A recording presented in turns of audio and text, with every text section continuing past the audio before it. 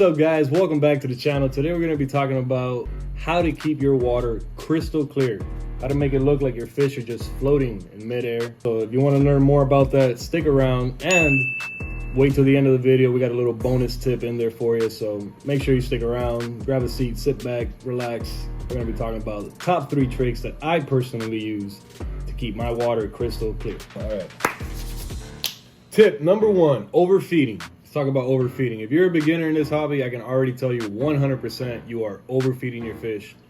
Your fish do not need to eat 2 times a day, 3 times a day. They do not need to. They have little tiny stomachs. They can't even fit that much food in their mouth. So already whatever you're feeding them, go ahead and cut that in half. That's right, in half. You do not need to feed them that much food, I promise you. These fish, realistically, they don't even need to eat every single day. They can go days without eating, that's fine. I personally don't like to keep my fish hungry, so I'll go ahead and feed them once a day, but even that is plenty of food for your fish. You feed them too much, you're gonna see that food sitting around the bottom of the substrate, sticking to the rocks.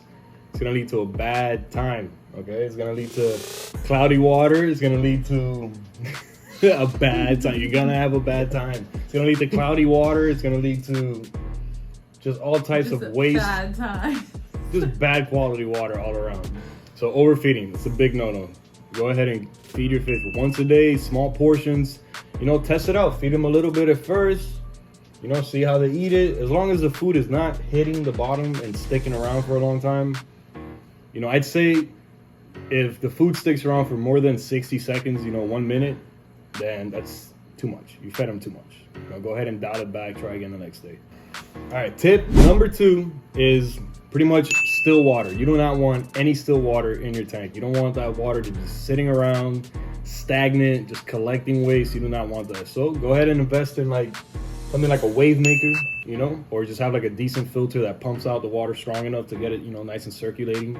But really you want to get like a wave maker. They're not that much money. They're about like 30 to 50, 60 bucks, or you can go ahead and ball out, get yourself a $300 wave maker.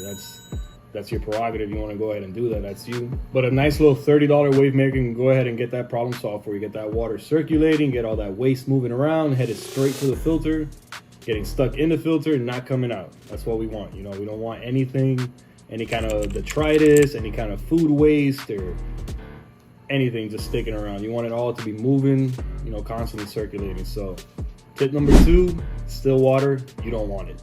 On to tip number 3.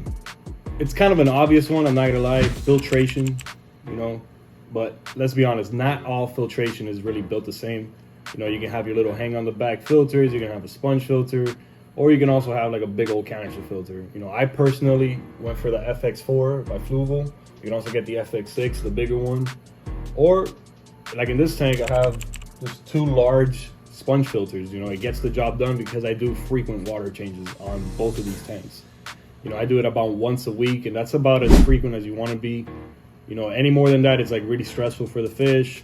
Any less than that, like you start heading into dangerous territories like high nitrate levels, high nitrites. You don't want any of that stuff, So once a week should be good to go. Go ahead and invest in a nice filter system. Go ahead and buy the big canister filter, invest once. You don't have to keep spending money on filtration systems. It can get really expensive. All right, you stuck around till the end. Congratulations.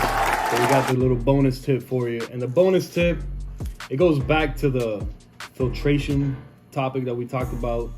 Go ahead and find yourself a nice bag of polyfill. Polyfill, if you haven't heard about this thing, you're gonna find out about it in this hobby.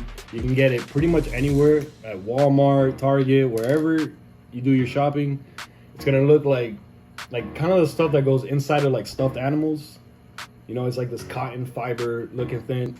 You're gonna want to get that, and it's pretty much like the only mechanical media you really need in your filter. You can just stuff it in your filter and it'll get 99% of the detritus out of there, and it's dirt cheap. I'm talking about $2 for huge bags.